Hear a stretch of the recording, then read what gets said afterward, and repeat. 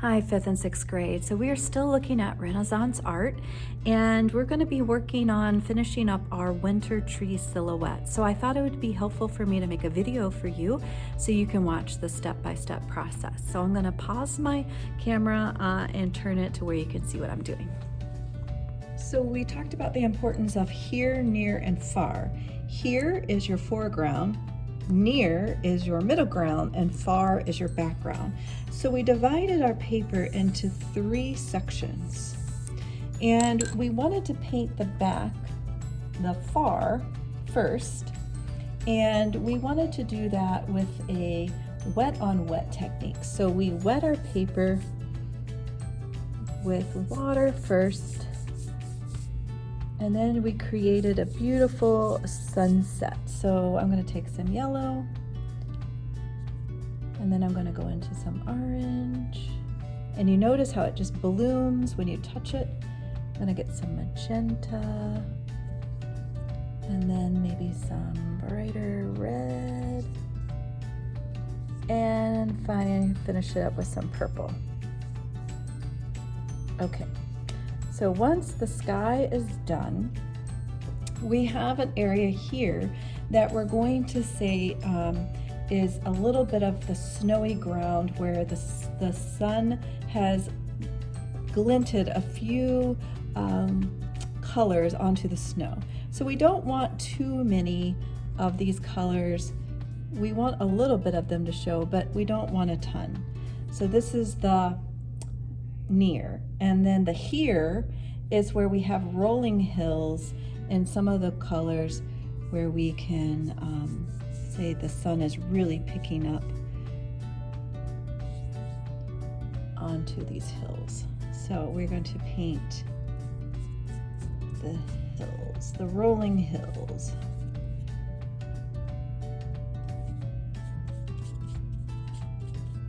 And I'm not really any rhyme or reason to that. Okay. All right, so that's my here, near, and far. I'm gonna move now to a black tempera paint that we're gonna use to do the tree line. So I'm gonna pause just for a second. Okay, so I'm going to switch. I might use a black watercolor just to stay consistent, and a really thin brush. So I'm gonna wake up my black watercolor now, and I want this to be fairly opaque, meaning not a lot of water, mostly paint. Okay, so the first thing I wanna do, and hopefully this won't bleed out because mine is still wet. You're supposed to wait till the background dries to do this part, but I'm going to create a line separating my horizon from my sky. So my horizon line there. Now, I want to pull this out a little bit, so I'm going to give it some thickness here as if there was some land over here. And I'm going to paint some tiny little trees.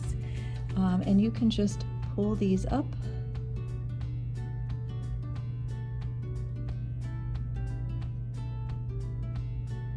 And I'm just doing little lines, trying to keep it pretty tiny.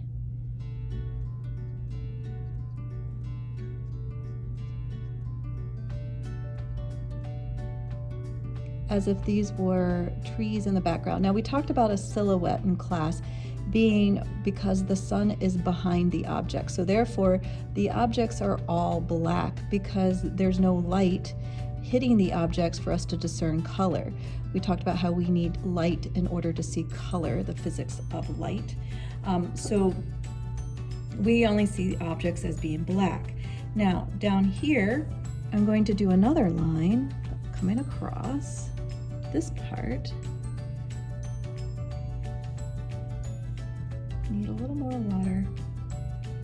When my brush gets fuzzy, that's a really good cue that I need some more water. So now for this part, I'm going to make a fence, and it doesn't have to be a perfect, maybe it's an old country fence, so my lines don't always go perfectly straight, okay? Now, I'm going to take really thin lines now and create my old country fence. This takes you don't have to have a steady hand because that barbed wire might be bending. but you don't want to press your brush super hard because you want to keep that line really thin, okay? So that is my start of my here. So I'm going to turn my paper upside down now because I'm going to do the tree, the big winter tree right here. And I want to be able to draw the branches growing up. A lot of times students, when they draw it this way, their branches slope down or they are straight across. So I want you to start off with a straight line. I'm just using my paint up the edge. Now, from that little line, you're going to come out, and I'm just really light touches, and your branches can get smaller as they come off that main branch. So they keep getting like little fingers off a hand. And I'm going to keep making them, and sometimes they overlap each other.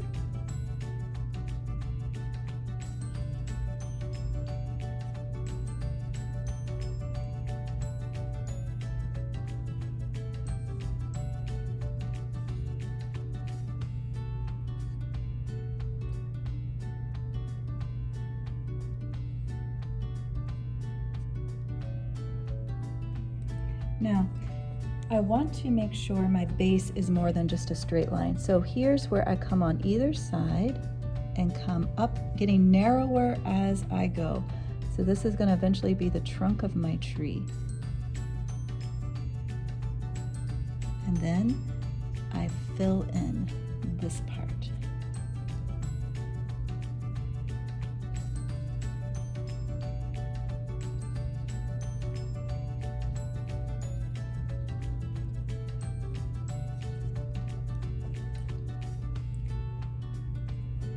And if you want to make some of your branches that join into your trunk a little thicker, you would only want to make them thick where they join into the base of the tree. You do not want them to be thick all the way to the edge because branches get thinner the farther they are away from the tree trunk.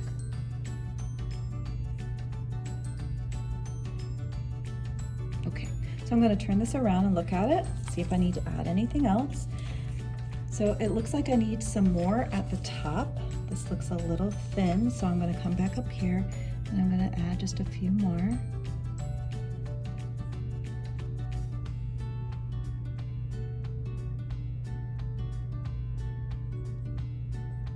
Okay, now turn this back around again. The last little thing you could add is maybe some little grasses. Again, this is where you want to be really thin with your brush strokes.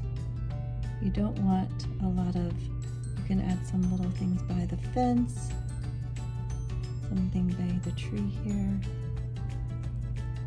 but not a lot and not very thick lines, okay? And that would be our study on here, near, and far.